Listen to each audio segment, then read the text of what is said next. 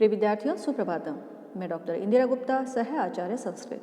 विद्यार्थियों, अभिज्ञान शाकुंतलम इस श्रृंखला में आज हम चतुर्थ अंक का अध्ययन करेंगे। इसके पूर्व हमने अभिज्ञान शाकुंतलम के 3 अंकों का अध्ययन किया। आश्रम प्रवेश, आश्रम निवेश और मिलन, ये 3 अंक रहे। विदा नामक चतुर्थ अंक का आज हम अध्ययन करेंगे। इसके पात्र हैं नाटक की मुख्य नायिका शकुंतला, उसकी दोनों सखियाँ अनुसुईया और प्रियंवदा, कण्व की धर्म भगिनी गौतमी, तपोवन निवासिनी 3 तपस्विनी और 2 ऋषि कुमार नारद और गौतम, महर्षि कण्व जो तपोवन के कुलपति हैं और शकुंतला के धर्मपिता हैं, शारंगरव जो महर्षि कण्व का शिष्य है, गौतमी के साथ शकुंतला को हस्तिनापुर छोड़ने जाने वाला है। साथ ही एक शिष्य जो कि कण्व का शिष्य है और जिसके प्रवेश के साथ चतुर्थ अंक प्रारंभ होता है। चतुर्थ अंक में शकुंतला ने दुष्यंत के साथ गांधार विधि से विवाह कर लिया है और राजा उसी दिन दशेष्टि समाप्त करके ऋषियों द्वारा विदा लेकर अपनी राजधानी हस्तिनापुर वापस चला गया है। अनुसुईया और प्रियंवदा के संभाषण से ज्ञात हो जाता है कि शकुंतला आज बहुत अनमनी है। वे दोनों शकुंतला के सौभाग्य देवता की पूजा के लिए पुष्पों को चुनकर वापस लौटना ही चाहती हैं कि उनको नेपथ्य में किसी अतिथि के आने एवं याचना करने की आवाज़ सुनाई देती है और अगले ही क्षण उनको पता लगता है कि अनन्य मनस्का शकुंतला ने सहज क्रोधी दुर्वासा की ओर ध्यान नहीं दिया। परिणामतः ऋषि दुर्वासा ने अपने को तिरस्कृत मानकर शकुंतला को शाप दे दिया। महर्षि दुर्वासा कहते हैं, विचिन्तयन्ति यम अनन्य मनसा तपोधनम वेत्सि न माम समुपस्थितम स्मरिष्यति त्वाम न स बोधितोऽपि सन् कथां प्रमत्त प्रथमं कृताम इव। विचिन्तयन्ति, जिसको तुम विचार कर रही हो। यम अनन्य मानसा, एकाग्र चित्त वाली। यम जिस व्यक्ति को, जिस दुष्यंत को एकाग्र चित्त वाली, विचिन्तयन्ति ध्यान चिंतन करते हुए तुम, उपस्थितम उपस्थित हो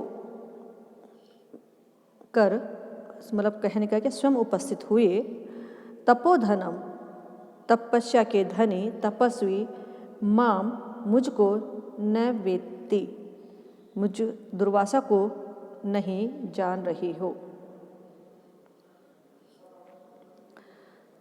न वेत्सि न वेत्ति, सह वह व्यक्ति दुष्यंत, प्रमत्तः पागल विक्षिप्त, प्रथमम कृताम एव पहले की गई या पहले कही गई कथाओं बात को जिस प्रकार से इव उसके समान, मतलब पहले कही हुई बात को जिस तरह से कोई व्यक्ति, प्रमत्त व्यक्ति या पागल व्यक्ति या मंदबुद्धि व्यक्ति भूल जाता है, उसी प्रकार से बोधितो अपि सन्, तुम्हारे द्वारा याद दिलाए जाने पर भी त्वाम न स्मरिष्यति, तुमको स्मरण नहीं करेगा, तुझे याद नहीं करेगा। कहने का है कि शकुंतला है वह अन्य मनस्का है, वह दुष्यंत को याद कर रही है। दुर्वासा अपने तप से यह जान लेते हैं कि यह अपने प्रेमी के या दुष्यंत के स्मरण में व्यस्त है। अतः वे कहते हैं कि एकाग्रचित होकर जिस व्यक्ति दुष्यंत का तुम ध्यान करते हुए मुझ उपस्थित हुए, मतलब मैं स्वयं आकर के उपस्थित हुआ हूँ, नहीं अन्यथा तो लोग मेरे समीप आते हैं, लेकिन मैं खुद उपस्थित हुआ हूँ, और ऐसे मुझ उपस्थित हुए तपस्वी दुर्वासा को नहीं जान रही हो, उसका भान नहीं कर रही हो, तिरस्कार कर रही हो, वह व्यक्ति जिसको तुम याद कर रही हो वह भी तेरे द्वारा याद दिलाए जाने पर भी तुझे उसी प्रकार याद नहीं करेगा जैसे कि विक्षिप्त व्यक्ति पहले कही हुई बात को याद दिलाने पर भी स्मरण नहीं करता है। ये सुनकर के दोनों सखियाँ कांप जाती हैं और उन्हें लगता है कि हमारी सखी के द्वारा भूल हो गई है। ऐसे में अनुसुईया से प्रेरित प्रियंवदा दुर्वासा से अपनी सखी शकुंतला को क्षमा कर देने के लिए अनुनय विनय करती है। दुर्वासा द्रवित हो जाते हैं, किंतु कहते हैं कि अभिज्ञान आभरण, कहने का कि जो अंगूठी को देखने मात्र से मेरा यह शाप समाप्त हो जाएगा। अनुसुईया और प्रियंवदा संतोष का अनुभव करती हैं, क्योंकि तपोवन से जाते हुए राजा ने स्वयं अपने हाथ से अपने नाम की अंगूठी शकुंतला को यह कहकर पहनाई थी कि यह मेरी स्मृति चिन्ह होगी। अनुसुईया और प्रियंवदा ने यह निर्णय किया है कि वे इस शाप को या इस शाप की घटना को किसी से भी नहीं कहेंगी।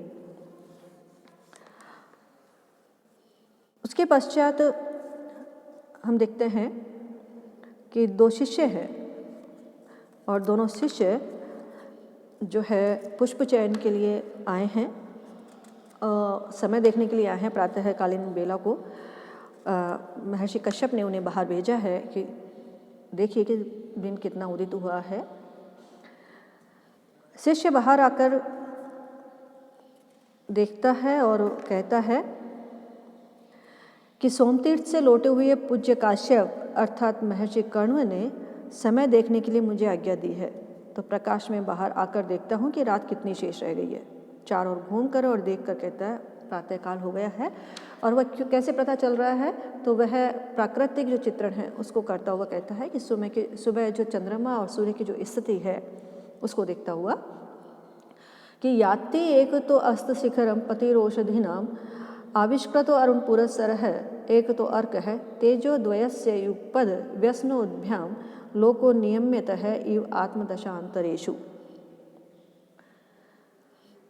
कि एकतः एक और पश्चिम दिशा में औषधि नाम पति, लता वनस्पतियों का स्वामी या उनका संरक्षक चंद्रमा, अस्त शिखरम याति अस्तांचल की ओर जा रहा है।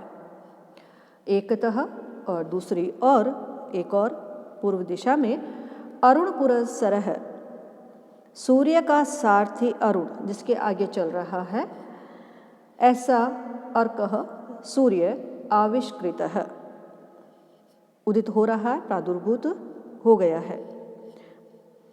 अतः वो कहता है कि तेजो द्वयस्य दो तेजों के अर्थात सूर्य और चंद्र रूप दो तेजों के युगपद एक साथ ही व्यसन उद्भ्याम अस्त और उदय के द्वारा लोक है संसार आत्मदशांतरेषु अपने अपने भिन्न भिन्न सुखात्मक और दुखात्मक दशाओं के विषय में एवं मानो नियमित है, नियंत्रित किया जा रहा है, उनके को इसकी शिक्षा दी जा रही है। कहने का है कि याति एक तो अस्त शिखरम पतिरोषधीनाम आविष्कृतो अरुण पुरस्सर है, एक तो अर्क है तेजो द्वय से युगपद व्यसनोद्भ्याम लोको नियम्यते इव आत्मदशा अंतरेषु। कि एक और पश्चिम दिशा में वनस्पतियों का स्वामी अर्थात चंद्रमा अस्तांचल की ओर जा रहा है और अस्त हो रहा है, और एक और पूर्व दिशा से में सूर्य जिसके आगे उसका अरुण नामक सारथी चल रहा है वह उदित हो रहा है। तो ऐसा प्रतीत हो रहा है कि सूर्य और चंद्रमा जो कि इस सृष्टि में दो तेज पुंज हैं, एक अस्तांचल की ओर जा रहा है और एक उदित हो रहा है। मतलब कहने का है कि सुख आ रहा है, दुख जा रहा है, दुख आ रहा है, सुख आ रहा है। इस प्रकार से दो तेजों के अर्थात सूर्य और चंद्र रूपी दो तेजों के एक साथ ही अस्त और उदय दोनों स्थितियाँ एक साथ घटित हो रही हैं। अतः उन दोनों स्थितियों के घटित होते हुए देखने से मानो यह संसार अपने विभिन्न सुखात्मक और दुखात्मक दशाओं के विषय में मानो नियंत्रित किया जा रहा है, शिक्षित किया जा रहा है। कि कितने ही भी तेजस्वी हों, हर सबके साथ उदय और अस्त सुखात्मक और दुखात्मक दोनों दशाएं समय समय पर सभी को भोगनी होती हैं। और भी आगे कहता है वह शिष्य कि अंतर्हिते शशिनी सएव कुमुदवती में दृष्टिम न नंदयति संस्मरणीय शोभा इष्ट प्रवास जनितानि अबला जनस्य दुखानि नूनम अतिमात्र सुदुस्सहानि। साथ में वो कहता है कहीं ना कहीं इसमें जो अपिचय और भी करके वो कहता है शिष्य और इस श्लोक में जो शकुंतला पर दुष्यंत के विरह की जो बात है, कहीं ना कहीं वह भी ध्वनित हो रही है। वह कहता है, शशिनी चंद्रमा के, अथवा हम दूसरा बाद में लेंगे, शशिनी चंद्रमा के अंतर्हित हो जाने पर, अस्त हो जाने पर, सा एव वही कुमुदवती कुमुदनी संस्मरणीय शोभा, स्मरण के योग्य है कांति जिसकी ऐसी, विनष्ट कांति वाली, मे दृष्टिम न नंदयति, मेरी दृष्टि को वास्तव में आनंदित नहीं करती है। मतलब जिसकी शोभा इतनी अच्छी थी, जो कुमुदवती रात को प्रफुल्लित थी, जो कुमुद ने रात को खिल रही थी, उसकी वह शोभा अब स्मरण के योग्य ही हो गई है। ऐसी ही कुमुदनी मेरी आंखों को नहीं रुचती या आनंदित नहीं करती। फिर साथ में कहता, अबला जनस्य कि स्त्री जन का इष्ट प्रवास जनिता, इच्छित व्यक्ति के या प्रिय के प्रवास जन्य विरह से उत्पन्न दुखानी दुख नूनम निश्चित मात्र से अति मात्र सुदुस्सहानी, अत्यधिक दुस्सह हुआ करते हैं, अर्थात सहन करने योग्य नहीं होते, सहन करना मुश्किल होता है। कहने का है दूसरी तरफ से कि जो शकुंतला है वह चंद्रमा से लिया है, चंद्रवंश में उत्पन्न दुष्यंत के राजधानी चले जाने पर जो पहले शकुंतला बहुत ही प्रफुल्लित दिखाई दे रही थी, वह अब अपने विरह काल में उदास चेहरे से मेरी दृष्टि को उतनी आनंदित नहीं कर रही है, क्योंकि स्त्री जन प्रिय के प्रवास जन्य विरह से उत्पन्न दुखों को अत्यधिक सहन नहीं कर पाती हैं। अंतर्हिते शशिने सेव कुमुदवती में दृष्टिम न नंदयति संस्मरणीय शोभा, इष्ट प्रवास जनितान्य अबलाजनस्य दुखानि नूनम अति मात्र सुदुस्सहानि। चंद्रमा के अस्त हो जाने पर स्मरण के योग्य शोभा वाली कुमुदुनी या कुमुदवती मेरी दृष्टि को आनंदित नहीं कर रही है। निश्चय ही स्त्री जन के लिए प्रिय के प्रवास से उत्पन्न विरह के दुख अत्यधिक दुस्सह हुआ करते हैं। आगे दोनों सखियां जो कि बात कर रही थी दुर्वासा को मना लेती हैं और उन्हों से शाप के अंत का उपाय जान लेती हैं।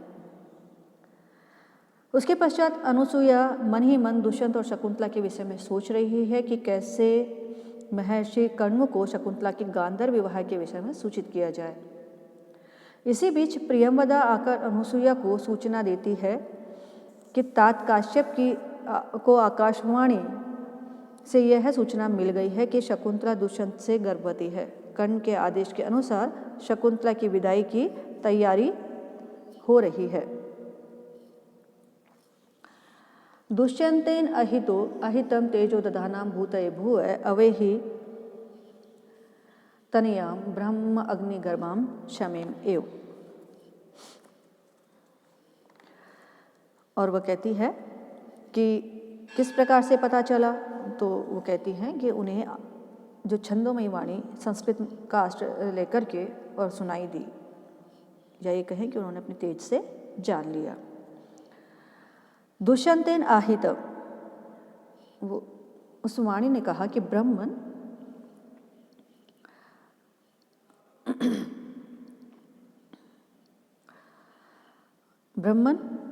हे ब्रह्मवेता महर्षि कण्व, दुष्यंतेन आहितम, दुष्यंत के द्वारा स्थापित किए गए, तेजो दधानाम, तेज को धारण करती हुई, भूतये भूयः, पृथ्वी के भूतये कल्याण के लिए, तनयाम, अपनी पुत्री को, अग्निगर्भाम शमीम एव, अपने भीतर अग्नि रखने वाले, शमीम एव, शमी वृक्ष की तरह अभी ही जानो। कहने का है कि जो शकुंतला है वह गर्भवती है। दुष्यंतेन आहितम तेजो ददानम भूतये भुवः कि हे ब्राह्मण, दुष्यंत के द्वारा निश्चितया स्थापित किए गए वीर्य को भूतये भुवः पृथ्वी के कल्याण के लिए दधानाम धारण करते हुई तनयाम अपनी पुत्री को अग्निगर्भाम शमीम एव अपने अंदर अग्नि रखने वाले शमी वृक्ष की तरह है जानो। अनुसुईया बड़ी प्रसन्न होती है और कहती है प्रेमवदा को गले लगाकर कि सखी मैं हर्षित हूँ, किंतु शकुंतला आज ही पतिगृह को ले जाई जा रही है, अतः मैं संतोष का अनुभव कर रही हूँ, साथ में विषाद भी है, दुख भी है कि शकुंतला आज से हमसे दूर हो जाएगी। इसके पश्चात दोनों सखियाँ जाती हैं। वहाँ पर महर्षि कर्ण जो है दो शिष्यों को, गौतम और नारद को, शकुंतला की विदाई के समय पर उसको अलंकृत करने के लिए वनस्पतियों से आभूषण लाने के लिए कहते हैं। दोनों ऋषि कुमार जाते हैं और आकर कहते हैं कि काश्यप के प्रभाव से हमें आभूषण प्राप्त हुए हैं वनस्पतियों के द्वारा। और दूसरा ऋषि कुमार कहता है कि जो महर्षि कर्ण की जो मानसिक सिद्धि है उससे हमें इस तरह के वनस्पतियों ने हमें लाभान्वित किया है कि क्षोमम केनचित इंदु पांडु तरुणाम मांगल्यम आविष्कृतम निष्ठयूत चरणोपभोग सुलभं लाक्षारस केनचित अनेभ्यो वनदेवता करतलई आपर्व भोगोतिथई दत्तानि आभरणानि तत्किसलयोद्भेद प्रतिद्वंदी भी। वो कहता है कि केनचित किसी वृक्ष के द्वारा, इंदु पांडु तरुणा, इंदु पांडु चंद्रमा के समान श्वेत वर्ण वाले तरुणा वृक्षों के द्वारा, किसी वृक्ष के द्वारा, केनचित तरुणा किसी वृक्ष के द्वारा जो कि चंद्रमा के श्वेत वर्ण वाला, मांगल्यम क्षोमम आविष्कृतम, मांगलिक रेशमी वस्त्र दिया गया, प्रकट किया गया।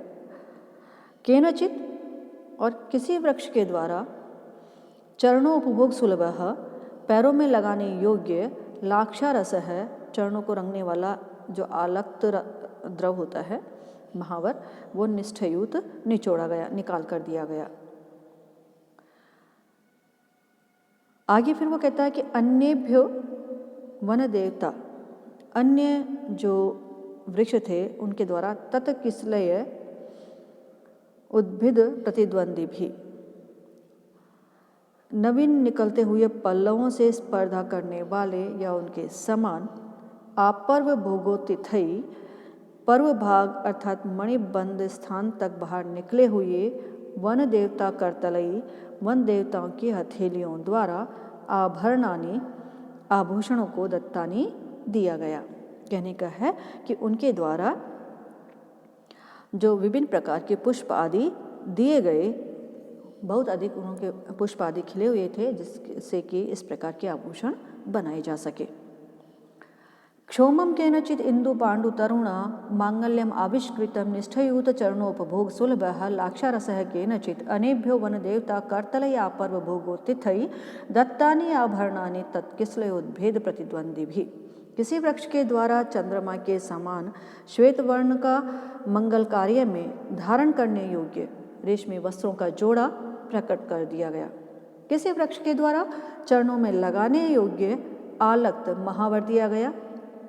अन्य भी वन देवता करतलई आपर्व भोगोतिथई दत्तानि आभरणानि तत्किसलयोद्भेद प्रतिद्वंदी भी, और अन्य वृक्षों से उन वृक्षों के नवीन निकले हुए पल्लवों से स्पर्धा करने वाले उनके समान पर्व भागों तक, या कहें कि कलाई या मणिबंधन स्थान तक बाहर निकले हुए वन देवताओं के कर पल्लवों द्वारा आभूषण दिए गए। इस प्रकार से दोनों ऋषि कुमार वहाँ से उन आभूषणों की सामग्री को देकर के चले जाते हैं, अलंकार की सामग्री को देकर चले जाते हैं। दोनों सखियाँ शकुंतला का श्रृंगार करती हैं। महर्षि काश्यप आते हैं और वे मन ही मन सोच रहे हैं कि यास्यते अद्य शकुंतलेति हृदयं संस्पृष्टम उत्कंठया कंठ स्तंभित वाष्पवृत्ति कलुषा चिंता जड़दर्शनम वैकल्यम मम तावत ईदृशम इदम स्नेहात् अरण्योक्सः पीड्यन्ते ग्रहेण कथम न तनिया विश्लेष दुःखै न वै। कि यास्यते अद्य शकुंतलेति, कि अद्य आज, शकुंतला यास्यति इति, कि आज शकुंतला जाएगी इस कारण से, या यही विचार करके, हृदय, जो हृदय है, उत्कंठया संस्पृष्ट, विषाद या दुख से आक्रांत हो गया है, व्याप्त हो गया है, भर गया है। और ऐसे, और वह कैसे प्रतीत हो रहा है? कंठ स्तंभित पर वाष्पवृत्ति, कि जो गला है वह आंसुओं को बहने से रोकने के कारण भर गया है, रुध गया है, उससे वाणी नहीं निकल रही, गदगद हो गया है, भर गया है। दोनों स्थितियां हैं, क्योंकि खुशी की भी स्थिति है कि वह अपने पति के घर को जा रही है, दुख की स्थिति है कि वह हमसे दूर जा रही है। तो ऐसे में जो दुख और सुख दोनों के मिश्रण से जो गला है वो भर गया है, गदगद हो गया है, दोनों ही स्त्रियां एक साथ है। कलुष चिंता जड़ दर्शनम, और जो दृष्टि है, दर्शन जो दृष्टि है वह चिंता जड़ दर्शनम, शकुंतला चली जाएगी इस चिंता से निश्चेष्ट हो गई है, कुछ भी समझने में सक्षम नहीं दिखाई दे रही। अरण्य ओक्ष है, जंगल में रहने वाले वनवासी, मम मुझको तावत ईदृशम इदम, तो तावत ईदृशम इदम स्नेहात, स्नेह शकुंतला के प्रति प्रेम होने से, ईदृशम इदम वैकल्यम, यह इतनी मेरी विकलता बेचैनी है, अर्थात इस प्रकार का दुख हो रहा है। तो ग्रहीण, जो गृहस्थ व्यक्ति हैं, नवीन अर्थात पहली बार की, तनिया विश्लेष दुखई, पुत्री के वियोग के दुखों से कथम न पीड्यन्ते, किस प्रकार से दुखित, क्यों नहीं दुखित होते होंगे, मतलब बहुत अधिक दुखित होते होंगे। जो प्रथम पुत्री को, जब पहली बार जो ये अनुभव होता है, द्वितीय और तृतीय पुत्री के समय उन्हें पूर्व के पुत्री के विछोह का स्मरण हो आता है, लेकिन प्रथम पुत्री के विछोह के समय वो किस प्रकार से दुखित नहीं होते होंगे, कहने का है कि अत्यंत दुखित होते होंगे। याश्चते अद्य शकुंतलेति हृदयं संस्पृष्टम उत्कंठया कंठ स्तंभित वाष्पवृत्ति कलुषचिंता जड़ दर्शनम। याश्चते अद्य शकुंतलेति हृदयं संस्पृष्टम उत्कंठया, आज शकुंतला चली जाएगी इस कारण से मेरा हृदय दुख से भर गया है। यह स्थिति है महर्षि काश्यप की। कंठ स्तंभित व वाष्पवृत्ति कलुषचिंता जड़ दर्शनम, और वो कहते हैं कि जो गला है वह अश्रु के प्रवाह को रोकने के कारण भर गया है, और कलुष चिंता जड़ दर्शनम, और दृष्टि चिंता से निश्चेष्ट हो गई है, कलुषित हो गई है, देखने में सक्षम नहीं है। वैकल्यम मम तावत ईदृशम इदम स्नेहात् अरण्योक्ष है, वनवासी भी मुझको शकुंतला के प्रति स्नेह के कारण यदि ऐसी यह बेचैनी है, तो ग्रहीण, तो जो गृहस्थ लोग हैं,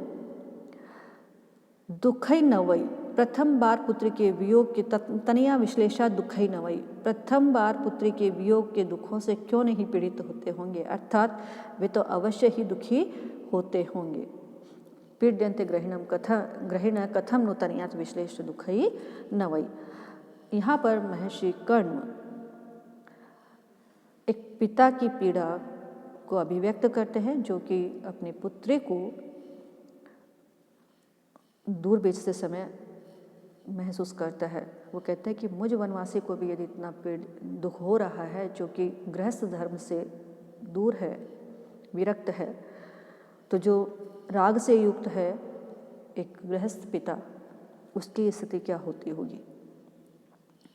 उसके पश्चात वो कहते हैं, महर्षि वो जो गौतमी है उन्होंने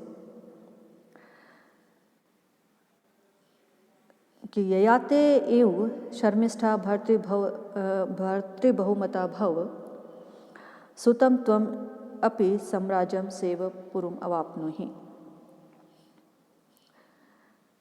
और आशीर्वाद देते हैं कि शर्मिष्ठा जो दानवराज वृषपर्वा की पुत्री है उसके समान ययाति के समान। दानवराज वृषपर्वा की पुत्री चंद्रवंश के संस्थापक राजा ययाति की तरह है।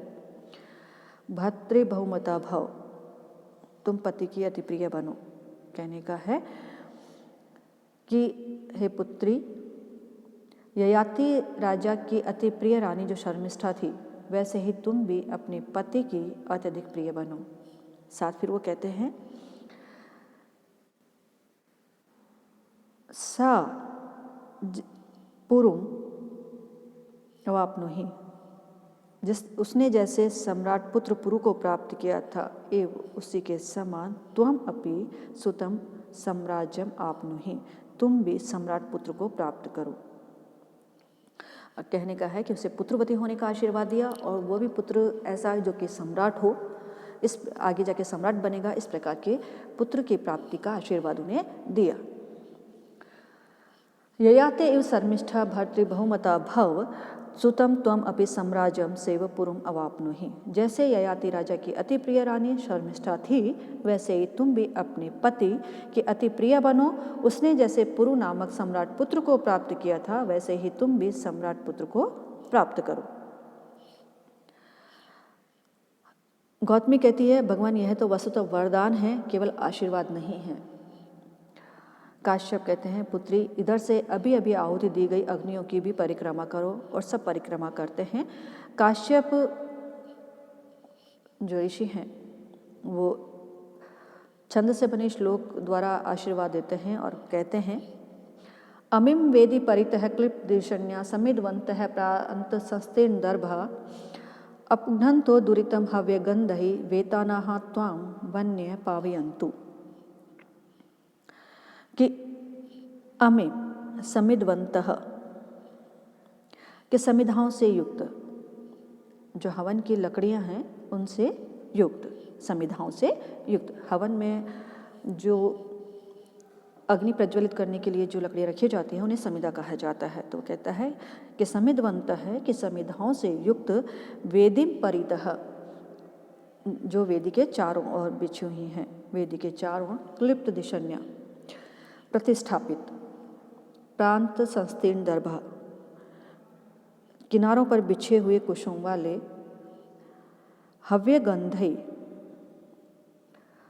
हवनीय पदार्थों की सुगंध से, दुरितम, पापों को अपघ्नन्तः नष्ट करती हुई, अमी, जो ये हैं वन्य अग्नियाँ, अमी वेतानाम वन्य, जो ये यज्ञ अग्नियाँ हैं, त्वां तुम्हें पावयन्तु, तुम्हें पवित्र करें। कहने का है जिस भी कोई आने वाला कष्ट है या किसी प्रकार का तुमसे कोई पाप हुआ है, कोई भी विघ्न है, तो उनको ये जो यज्ञ अग्नियाँ हैं वे तुम्हारे उन पापों को, उन विघ्नों को यहीं पर नष्ट कर दें, अतः तुम इनकी भी परिक्रमा करो। अमी वेदिम परितः क्लिप्त दिशन्या समिधवंतः प्राण संस्तेन दर्भा, समिधाओं से युक्त वेदी के चारों ओर प्रतिष्ठापित, किनारों से बिछे हुए कुशों वाली जो ये यज्ञ अग्नियाँ हैं, वेताना वन्य, यज्ञ अग्नियाँ हव्य गंधई, अपने हव्य पदार्थों की सुगंधों से अपघ्नन्तो दुरितम पावयन्तु, हव्य पदार्थों की सुगंध से पापों को नष्ट करती हुई, तुम्हारे विघ्नों को हरते हुए तुम्हें पवित्र करें। इस प्रकार से जो वो आशीर्वाद देते हैं। इसके पश्चात सब वहाँ पर परिक्रमा करते हैं यज्ञ वेदी की, और फिर अब कहते हैं कि अब तुम प्रस्थान करो। और प्रस्थान करने के लिए वो शारंगराव को बुलाते हैं कि शारंगराव कहाँ पर है। शारंगराव आता है, भगवान हम यहाँ पर हैं। काश्यप कहते हैं तो अपनी बहन को मार्ग दिखाओ और इसे अपने पति के समीप ले जाओ। उसी समय पर कहते हैं काश्यप की तपोवन के वृक्षों जो समीप में स्थित हैं उन तपोवन के वृक्षों से कहते हैं कि पातुम न प्रथमम व्यवसति जलम युष्मासु एपितेषु या नादत्ते प्रिय मंडनापि भवताम स्नेहिनिया पल्लवम आद्यव कुसुम प्रसूति समय यशा भवत्युत्सव है सेयम याति शकुंतला पतिग्रहम सर्वे अनुज्ञायता।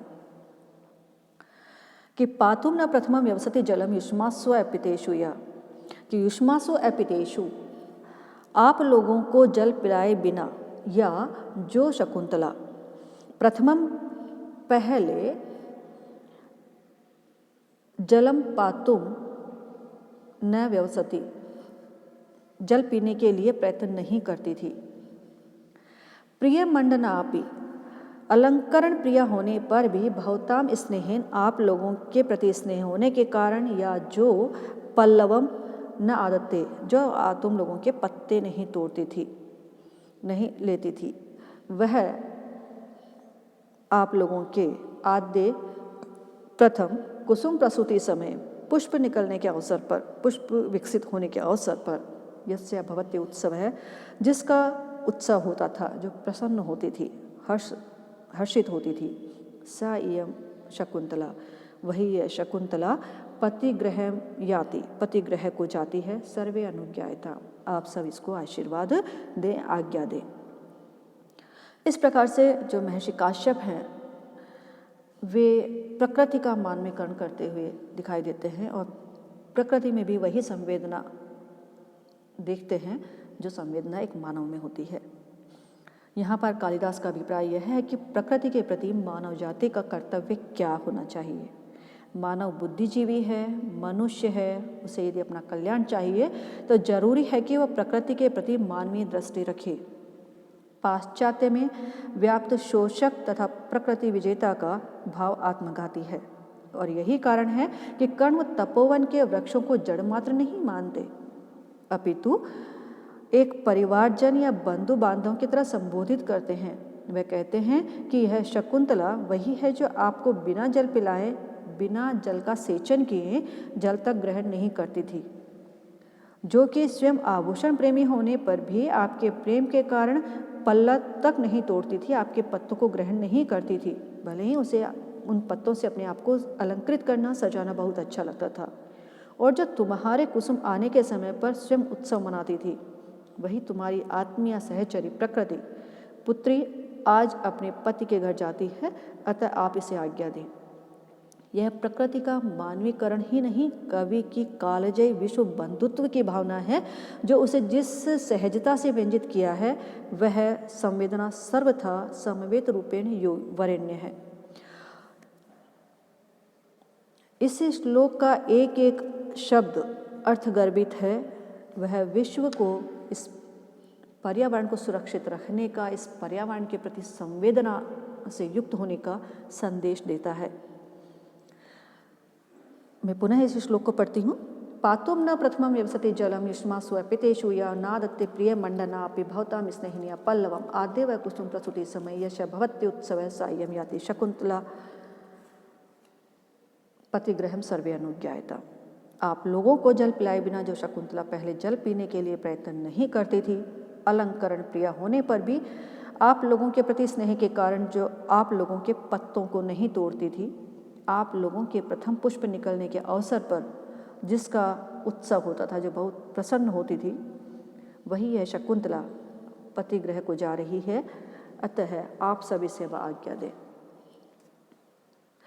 आगे कहते हैं जो वहाँ पर वृक्षों पर स्थित कोयल है, क्योंकि वृक्ष हैं तो उन पर जो पक्षी हैं वो भी विराजमान है, तो वहाँ पर कोयल के का जो रव है, उसकी जो शब्द है, उसको सुनने का संकेत करते हुए कहते हैं, सुनने का अभिनय करके कि अनुमत गमना शकुंतला तरुभि इयं वनवास बंधुभि परभृत विरुतम कलम यथा प्रतिवचनीकृत एभि ईदृशम। इयं शकुंतला, यह शकुंतला या इस शकुंतला को वनवास बंधु भी, वन तपोवन में के बंधुभूत सहवासी या वन में निवास करने वाले इसके बंधु सदृश तरु भी वृक्षों के द्वारा अनुमत गमना जाने की, प्रस्थान की अनुमति दे दी गई है। यथा, क्योंकि कलम जो अस्पष्ट सा और मधुर स्वर है, परभृत विरुतम कोयल की जो ध्वनि है उसको ये भी इन वृक्षों ने ईदृशम इस प्रकार से प्रतिवचनीकृत अपना प्रत्युत्तर बनाया है। क्योंकि वृक्ष तो स्वयं नहीं बोल सकते, लेकिन उन्होंने अपना प्रत्युत्तर इस कोयल के रव के माध्यम से दिया है। उन्होंने जाने की अनुमति दे दी है, क्योंकि वो भी इसके सुखद भविष्य की कामना करते हैं। इस प्रकार का मनोभाव यहाँ पर व्यक्त हुआ है। कवि का अभिप्राय यह है कि वन के वृक्ष स्वयं को बोल नहीं पाते, इसलिए उनकी ओर से कोयल ने प्रत्युत्तर दिया है। वामे मधुर वाक पक्षी वृक्ष पल्लवितो अग्रत है, अनुकूलो वहन वायु प्रयाणे शुभ शंसिन है। क्योंकि कोयल की ध्वनि शुभ शकुन की सूचक होती है। कालिदास प्रकृति के वृक्षों एवं पक्षियों को मानव परिवार के अंग एवं पक्षियों को मानव परिवार के अंग के रूप में चित्रित करते हैं, और यही उनका अद्भुत प्रकृति प्रेम तथा प्रकृति से साहचर्य है। जैसा कि उन्होंने मैं पुनः पढ़कर सुनाती हूँ कि अनुमद गमना शकुंतला तरुभी यम वनवास बंधुभी परभृत विरुतम कलम यथा प्रतिवचनी कृतमे भी ईदृशम, कि शकुंतला को तपोवन के बंधुभूत सहवासी वृक्षों के द्वारा प्रस्थान की अनुमति दे दी गई है, क्योंकि अस्पष्ट एवं मधुर कोयल की ध्वनि को इन वृक्षों ने इस प्रकार से ही अपना प्रत्युत्तर बना दिया है। तात्पर्य है कि जब कर्ण तपोवन के वृक्षों से शकुंतला के प्रस्थान की अनुमति मांगते हैं, उसी समय शारंगरव वृक्ष पर स्थित कोयल की कूक सुनने का अभिनय करके कहता है कि तपोवन के सहवासी जो बंधुओं के समान हैं, इसके ज्ञाति पुरुषों के सदृश हैं, इन वृक्षों ने शकुंतला को पतिगृह जाने की अनुमति दे दी है। और इधर मधुर कोयल ध्वनि को अपने प्रत्युत्तर के रूप में प्रस्तुत किया है। वृक्ष स्वयं तो नहीं बोल सकते, किंतु इन्होंने अपनी डालियों पर बैठे हुए कोयल की ध्वनि की से ही आपको उत्तर देते हुए शकुंतला को जाने की अनुमति दी है। आगे जो आकाशीय ध्वनि सुनाई देती है, जिसे कहते हैं कि दूरस्था आभाषणम यत्स्यात् शरीर निवेदनम परीक्षांतरितम वाक्यम तदा आकाशे निगद्यते। यह नाटकों में प्रयुक्त होता है। आकाशीय और आकाशवाणी के रूप में श्लोक प्रस्तुत है। तो यहाँ पर भी एक है कि रम्यांतर है कमलिनी हरित सरोभिः छाया द्रुम नियमितार्क मयुक्तापः भूयात् कुशेशय रजो मृदुरेणु अश्च शांतानुकूल पवनश्च शिवश्च पंथा। कि आकाशीय ध्वनि आती है कि उसमें सुनाई देता है कि कमलिनी हरितई, कि कमलिनियों के द्वारा श्यामल वर्ण वाले,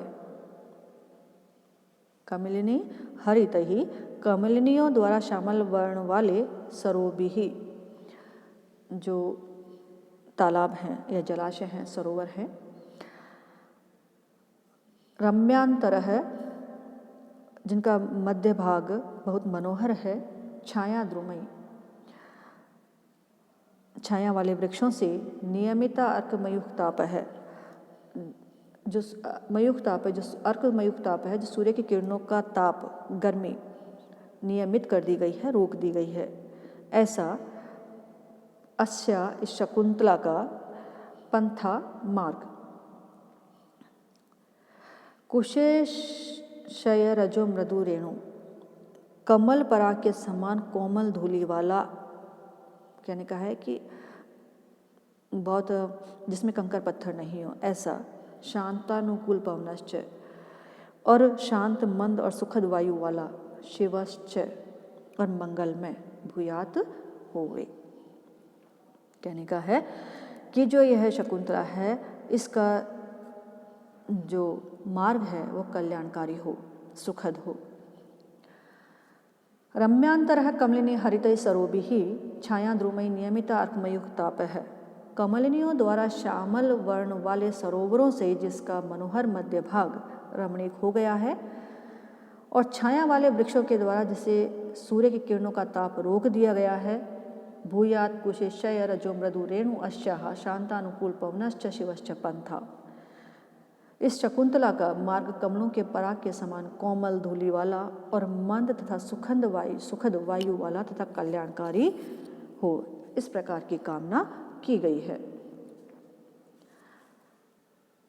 सभी विस्मय से देखते हैं, आश्चर्य के साथ सुनते हैं और उसके पश्चात जो प्रियमदा है वो कहती है कि तपोवन के विरह से दुखित केवल सखी ही नहीं है, क्योंकि जब शकुंतला कहती है कि मुझे सबको छोड़ने में परेशानी हो रही है, सबको छोड़कर मैं आज जा रही हूँ, तो कहती है कि सिर्फ तुम ही दुखी नहीं हो, अपितु तेरे द्वारा विदाई के समय उपस्थित वियोग से तपोवन की भी तुम्हारे ही समान अवस्था और दुखावस्था दिखाई पड़ रही है। और वो सामने इन जो कि पतझड़ के समय पर जो पत्ते झड़ रहे हैं और जो मयूरियाँ हैं जो कि शकुंतला को एकटक देख रही हैं, उनको इंगित करते हुए वह कहती है